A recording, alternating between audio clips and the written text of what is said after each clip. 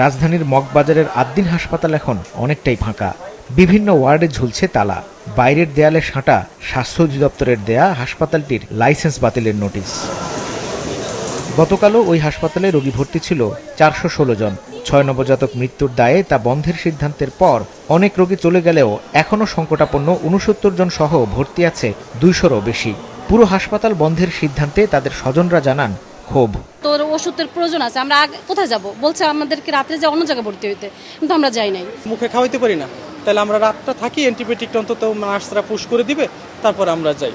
ঠিক আছে, পরে এখন দেখা যাচ্ছে অ্যান্টিবায়োটিকটা পুশ করে দিল, রাত্রে দিল, সকালে দিল, পরে আমাদের কিনতে হয়েছে কিছু, যেটা এখানে ফ্রি পাওয়ার কথা সেটাও এখন কিনতে হয়েছে, কারণ সব কিছু এলোমেলো। এটা উচিত ছিল তাদেরকে একটা ওয়ার্নিং দেওয়া যে আপনারা এইভাবে হসপিটালটা চালান, নেক্সট টাইম যদি আমরা এর ব্যতিক্রম কিছু দেখি তাহলে বন্ধ করে দেবো। প্রায়তে যদি অন্য কোথাও যাবো ওই ধরনের কোনো পাইতেছি না আমরা। ঢাকা মেডিকেলে গেছি, কোনো সিট মিট কিছুই পাই না, কারণ ওর অক্সিজেন ছাড়া ও 5 মিনিট বাঁচবে না। বসুন্ধরা টিস্যু, অশুদ্ধতার বিরুদ্ধে এক বিন্দুও ছাড় নয়। সব রিপোর্ট নিয়ে দেখাইছি, এটা কোনো অবস্থায় আমাদের বাবুদের এখান থেকে রিসিভ করা আছে, আমার বাবু যে ক্রিটিক্যাল অবস্থা, এটা কোনো অবস্থায় এটা রিসিভ করা সম্ভব করতেছে না। এখন স্যার কি আমার বাবু এখান থেকে যদি নাস্ট হয়ে যেতে হবে, আমি এখান থেকে তো কোনো অবস্থায় সরানো সম্ভব নয় রে। আমাদের বাবু ওই জায়গায় আছে 21 দিন ধরে, তাহলে ওখানে কোনো জায়গায় তো পাই না, বা কেমনে যাবো এটা কোন?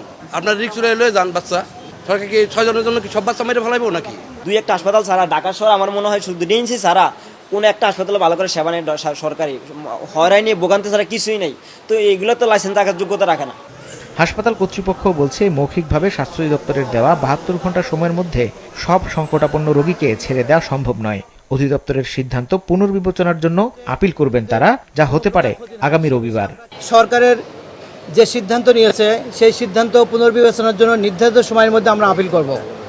আমরা আশা করব জনগণের কথা বিবেচনা করে সরকার জনস্বার্থে হাসপাতালের স্বাভাবিক কার্যক্রম চলমান রাখবেন, আমাদের সেই অনুমতি দেবেন। আমরা প্রতিশ্রুতি দিচ্ছি যে আগামী 3 মাসের মধ্যে আমরা উক্ত ওয়ার্ডের সকল সংস্কার কার্যক্রম সম্পন্ন করব।